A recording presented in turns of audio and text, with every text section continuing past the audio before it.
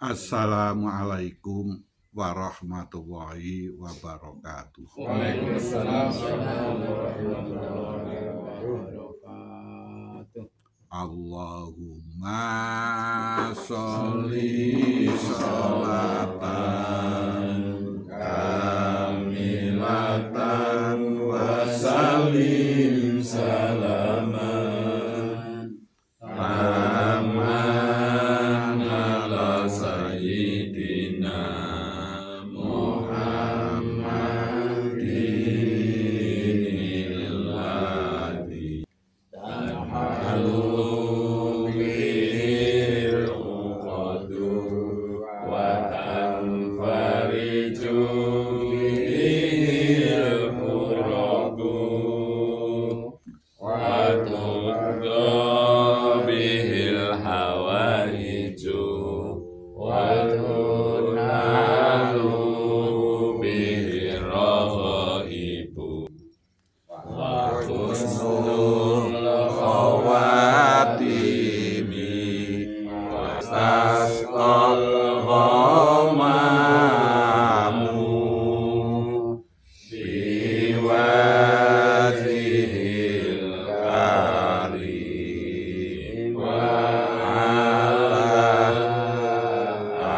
alihi wa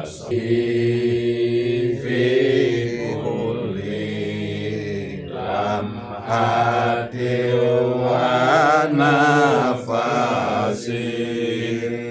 wa nafasin bi'adadi kulli ma'lumillah. Jamaah rahimakumullah, wonten ing hari ini tanggal 24 Mei, insya Allah sekedap melih kita badhe mlebet bulan Dzulhijjah. Bulan Dzulhijjah sudah sangat populer, ada peristiwa penting. Yang pertama, peristiwa penyembelihan hewan kurban. Lan kaping kalih peristiwa haji.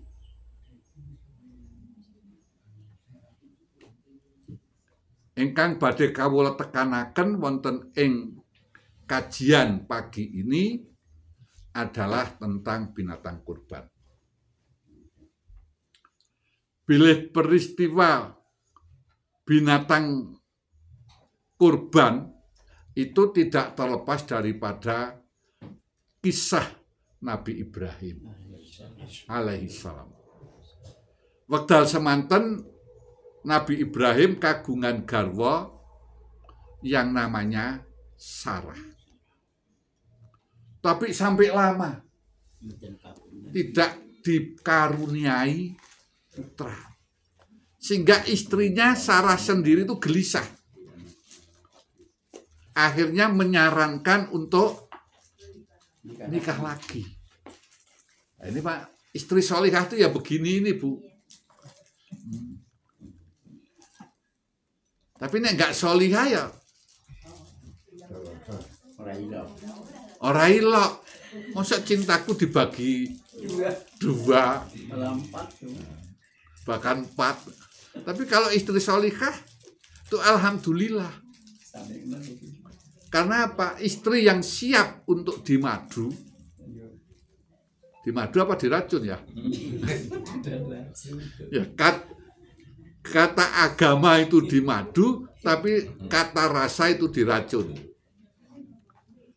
Jadi istri yang siap dengan ikhlas menerima dimadu itu insya Allah termasuk ahli surga. Tapi yang menjadi problem, orang yang hidup ingin menggapai surga itu sangat langka. Saestu sangat langka. Gue kepengin. Tapi berupaya untuk ingin masuk surga itu langka. Mari kita renungkan. Kita itu lebih menomorsatukan Allah atau menomorsatukan yang lain? Mari kita jawab sendiri-sendiri. Kalau kita belum menomorsatukan Allah, upaya ingin menggapai surga itu omong kosong. Sulit. Maka omong kosong karena sulit itu. Nggak ada ikhtiar.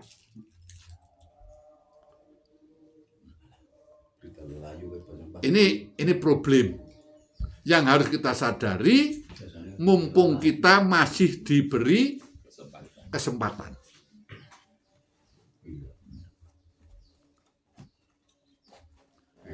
Nah, karena istri Nabi Ibrahim itu sholihah, menyarankan suaminya untuk nikah lagi. Nggak mau. Dalam riwayat itu tidak mau.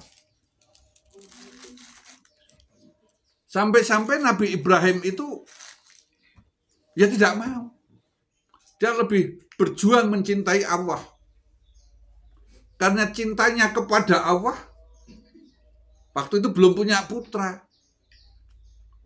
Mbok anakku nek didhawuhi kon nggo kurban tak kurban ke. Tapi waktu itu belum punya putra. Nah, itu memang kalau belum punya putra dengan sesudah itu kan beda kita biasanya. Orang itu kalau mau meraih sesuatu mengatakan besok saya akan begini. Tapi setelah jadi sudah beda lagi ceritanya. Itulah maka yang bagus itu adalah bagaimana manusia itu konsisten dengan apa yang diucapkan. Nah, yo angel. Tapi angel itu tidak berarti tidak bisa. Gitu. Nah, akhirnya Nabi Ibrahim itu diminta oleh istrinya menikahi pembantunya, yaitu Hajar. Yang lebih jelek, ireng, karena dia orang Afrika. Jadi yang apa ya? Ya sudahlah, potongan orang Afrika itu semacam itu. Dan Sarah itu adalah hadiah dari Raja Mesir untuk menjadi pembantunya. Karena cintanya kepada istri, ya oke diterima. Dalam perjalanan waktu, keluarlah putra yang diberi nama Ismail alaihi salam. Dalam perjalanan waktu juga, kecemburuan Sarah muncul.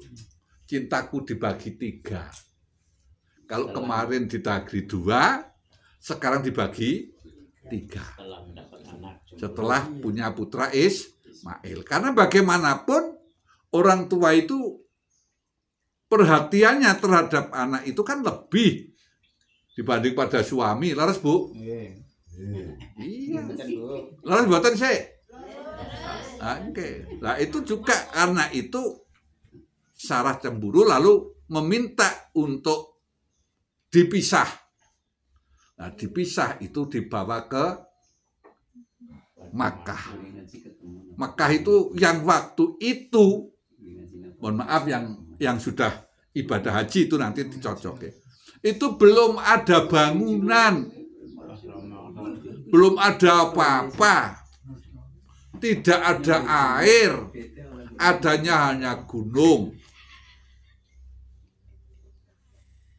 Kemudian setelah di situ ditempatkan di situ, ditinggal oleh Ibrahim. Ibrahim, kenapa kau tinggal aku? Nabi Ibrahim tetap berjalan saja. Ibrahim, jangan kau tinggalkan aku sama anakmu.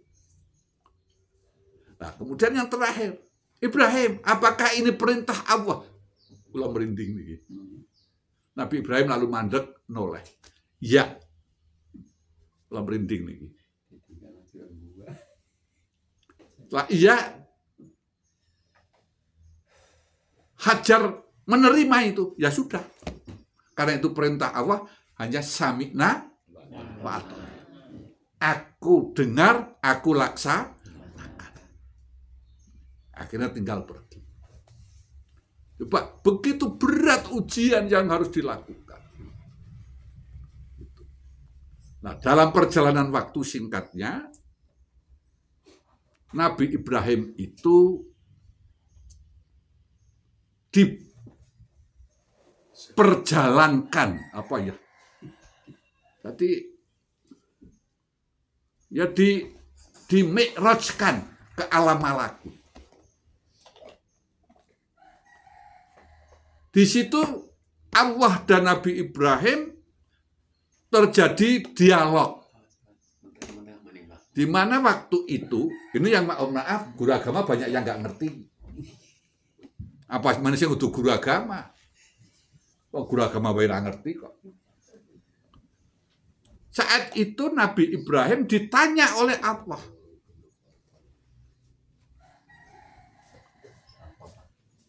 Itu ada orang yang kalau dalam bahasa kita ya banyak bermaksiat. Ada yang dugem kalau bahasa kita sekarang. Ada yang ngefle. Jadi ada yang WTS. WTS apa istilahnya sekarang? PSK. Gitu. Berbagai permaksiatan itu. Lalu Allah bertanya, Ibrahim, itu ada orang yang tidak taat padaku. Dia selalu bermaksiat. Baiknya diapakan Ibrahim? Jawab Nabi Ibrahim, habiskan, bunuh semua. Allah langsung bunuh orang itu. Begitu permintaannya Nabi Ibrahim langsung dikabulkan. Nah, kemudian Allah memerintahkan kepada Nabi Ibrahim untuk membunuh anaknya dengan cara menyembelih. Nah, disitulah terjadi pemikiran. Kalau dalam bahasa fikihnya itu tarwiyah. Gitu. Terjadi dialog antara Nabi Ibrahim dengan Allah. Di mana Nabi Ibrahim diperintahkan menolak. Ya jangan. Ini sudah bahasa saya loh ini. Biar komunikatif. Ya jangan. Itu anak yang saya nanti bertahun-tahun. Masa baru menjak dewasa. Kakek seneng-senengnya lah. Nek cara Jawane kemoto. Kok suruh nyembelih? Loh, kamu dulu menyuruh aku orang yang maksiat itu untuk dibunuh. Dan aku laksanakan. Ini sudah versi saya loh. Ya, tapi kan ini anakku. Masa suruh nyembelih? Ya tidak mau aku. Loh, orang yang kamu menyuruh aku membunuh, itu siapa sih? Itu kan juga umatku. Aku sing gawe kok. Kok kan njaluk wis tak turuti. Kok siki kowe tak perintah aku ora manut. Ini yang di guru agama nggak ada toh. Itu lihat tafsirnya itu. Riwayat di situ. Ini kekurangan-kekurangan kita. Akhirnya setelah itu sampailah Arafah, tahu betul-betul ini kudu dilaksanakan. Tanggal 9 sehingga dalam ayat falamma ma'au sa'ya qala ya bunayya ini arafil manam ini atbahuka. Sudah siap menyembelih ini. Fandur madza taro. Nah, kan begitu ini. Hei gar anakku, aku ngimpi nek aku ke nyembelih kowe. Piye to mungguhmu? Sebagai anak yang soleh, ya abati if'al ma tu'mar. Duh Romo, monggo, jalankanlah apa yang diperintahkan Allah. Yo angel tapi duwe anak sing kaya kono. Melaju. Jangankan mau disembelih, wong kadangan dipilihke bojo bemoh. Coba ini kita kalau bertanya pada diri, anak-anak kita ini dalam menentukan jodoh lebih berperan orang tua apa berperan anak? Coba nih. Kalau saya lebih berperan saya. Gitu. Sehingga pada waktu itu anakku itu protes tidak mau. Mohon maaf, saya cungi mripate kita tunjuk begini. Saya mendelik. Gitu. Saya tanya. Kamu anak siapa? Gitu. Kamu anak siapa? 3 kali baru dia bilang. Putra bapak. Rumongso. Gitu. Bapak menentukan jodoh kamu. Bapak hanya ingin bahwa kamu dan anak turunmu kita nanti kumpul di surga Allah. Itu. Ya alhamdulillah dua-duanya ini manut karo bapak Nah, kondur atau pokok persoalan. Nah, pada saat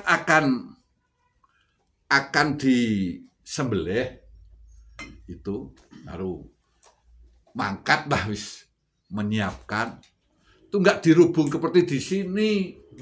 Tadi ngurmati nyembelih sapi ya hanya bertiga. Nah, sebelumnya tuh yang digoda itu Ismail. Piye toh bapakmu kok ora genah temen? Itu udah bahasa saya ini loh. Masa anak kok harus disembelih? Kowe kok gelem Akhirnya dilemparlah si setan itu. Yang selanjutnya bagi yang sudah haji atau umroh, insya Allah sudah pernah melihat. Kalau yang haji sudah melakukan, yang namanya melempar jumroh. Itu. Jumrotul ula, jumlah yang pertama. Terus digoda lagi Ibrahim. Nanti menggoda Ismail gagal, kemudian menggoda Ismail. Menggoda Ismail gagal, kemudian menggoda Ibrahim. Setan yang lebih besar lagi. Dilempar juga. Tempat melemparnya ya tempat jumroh itu. Gitu. Nah, kemudian setan yang paling besar. Yang digoda ibunya, yaitu Hajar. Dilempar lagi. Dilempar. Maka jumroh yang itu adalah Jumrotul Aqobah. Jumroh yang paling besar. Kalau yang tindak haji dulu, itu ya sekitar sebelum tahun 2000, itu ada di Jumroh Aqobah itu ada keliling sumur yang hanya separuh. Tapi kalau yang saya yang tahun 2010 sudah nggak ada. Tapi waktu 2006 saya masih ada. 96 masih, 2006 masih, 2010 sudah bundar semua. Lah kenapa kok ada separuh sumur itu, wadah watu itu? Karena sebelah sana aslinya itu gunung. Iya, jadi ibarat ini ke sono ya, itu ono tembok, dia tidak mungkin dari sana melempar. Dia melemparnya dari sini. Tapi di sana adalah gunung. Nah, sana gunungnya sudah dipapras. Itu riwayatnya. Nah, dan banyaknya nggak ngerti ini riwayat begini. Nah, setelah itu Nabi Ibrahim beserta putranya sudah siap nek cara kene iki nyembelih wedhus ki sikile ki wis temumpang nanggon apa? Sikil tengen wis temumpang nanggon awak wedhus ngidek, sirai wedhus dicekeli, tinggal ngek gitu. Itu Allah memanggil. Sehingga falama aslama wa talahu lil jabin waladainahu ayya Ibrahim. Nanti setelah keduanya berserah diri ingin disembelih, ingin siap disembelih dan ingin menyembelih, itu Allah memanggil. Qad sadaqta ru'yaka.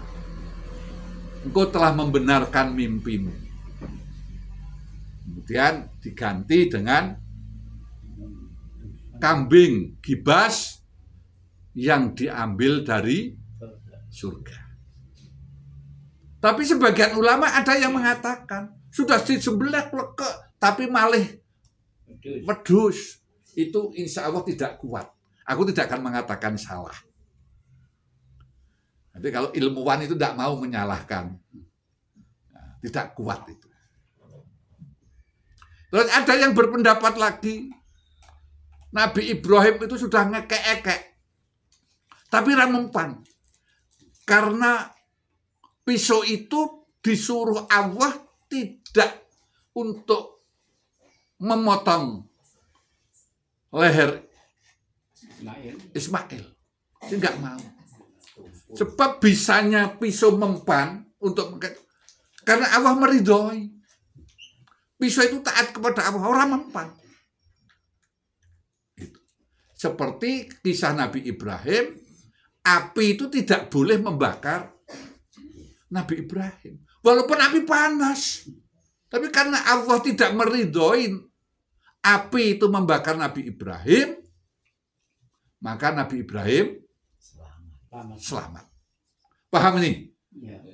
Tapi kita tidak memperdebatkan, wis diklekek orang mempan, apa belum.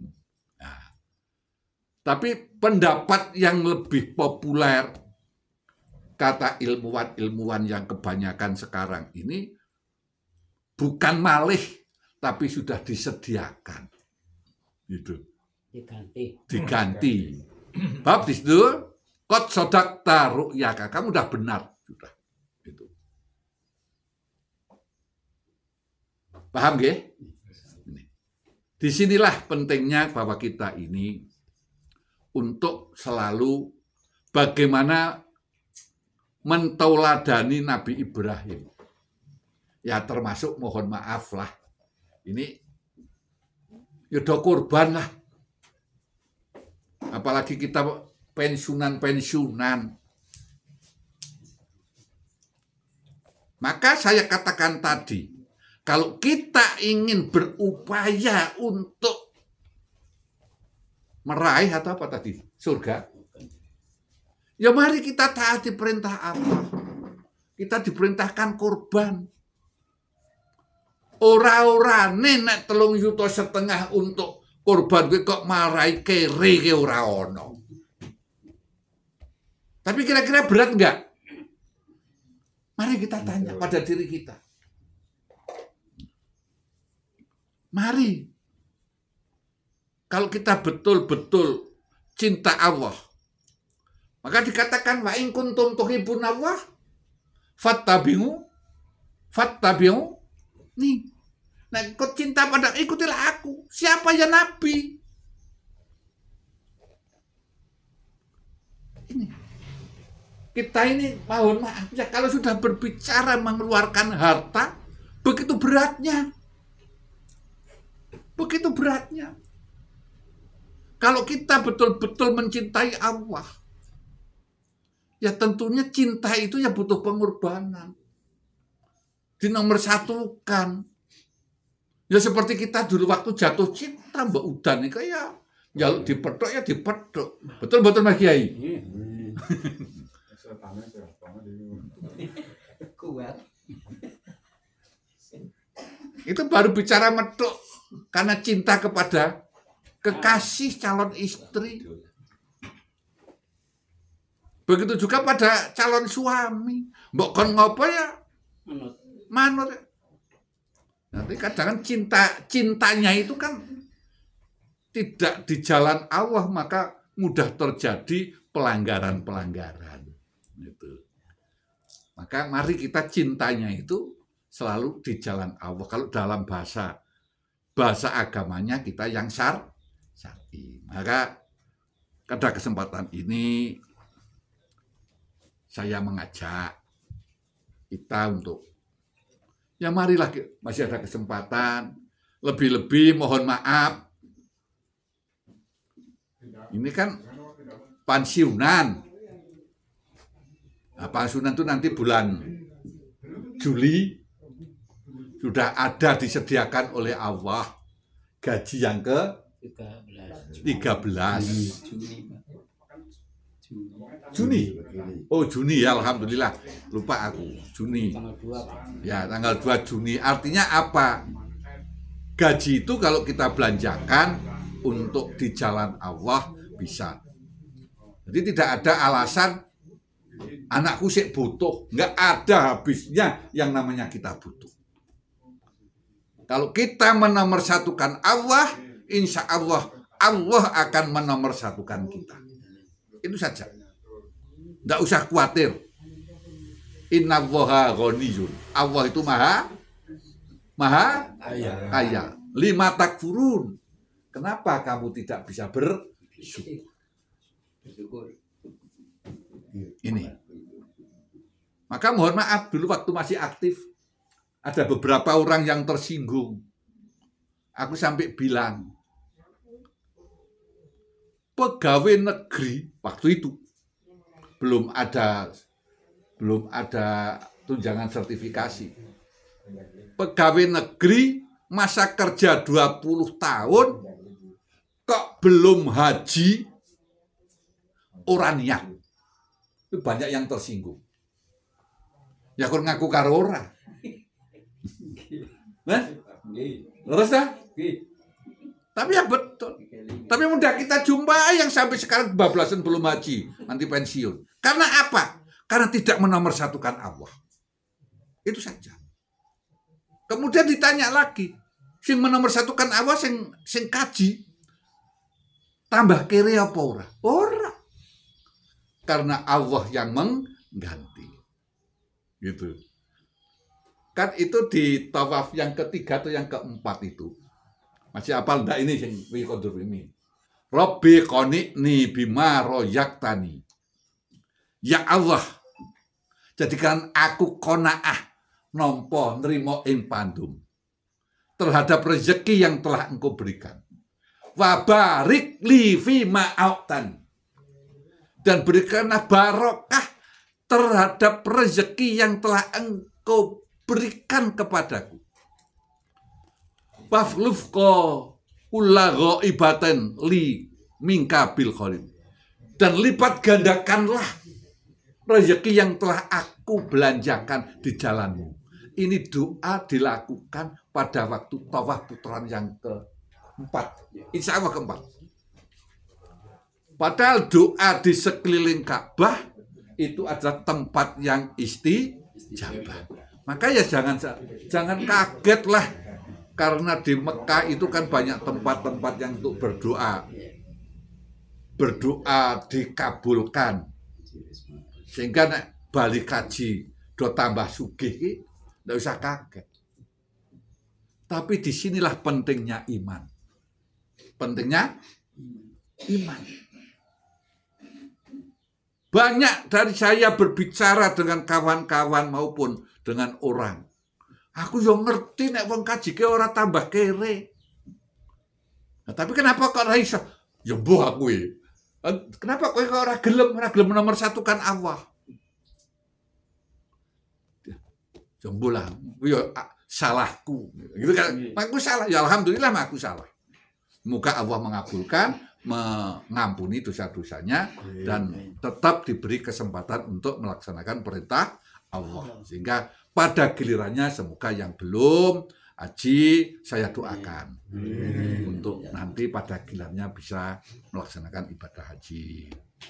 Kalau yang mau umroh, ya monggo lah, orang-orang ini ya umroh. Jadi enaknya bilang ya wis tahu ngemek Baitullah itu loh. Inilah salah satu indikasi bahwa kita ini menomorsatukan Allah di atas segalanya.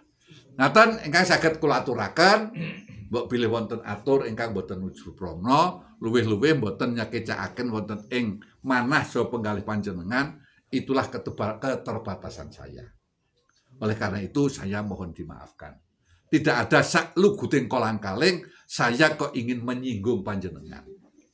Tapi inilah menyampaikan agama, kadang memang harus pahit. Tapi kalau pahit itu pahitnya jamu. Insya Allah kalau mau meminum tambah sehat. Gitu. Kalau manis itu manisnya madu. Sehingga kalau diminum itu tambah sehat. Gitu aja sih kepenak lenggalih. Jadi tidak ada, wah ngaji kok nyinggungi orang. Enggak. Mengingatkan. Mumpung masih diberi kesempatan. Mari kita akhiri bersama dengan seandainya yang saya sampaikan itu benar, yakinilah bahwa ini adalah hidayah, petunjuk dari Allah, kebetulan lewat lisan saya. Gitu. Monggo kita tutup dengan doa kifaratul majlis. Bismillahirrahmanirrahim. Subhanaka Allahumma Rabbana wa bihamdika asyhadu an la ilaha illa anta astaghfiruka wa atubu ilaik. Akhirul kalam wa la minkum. Wassalamualaikum warahmatullahi wabarakatuh.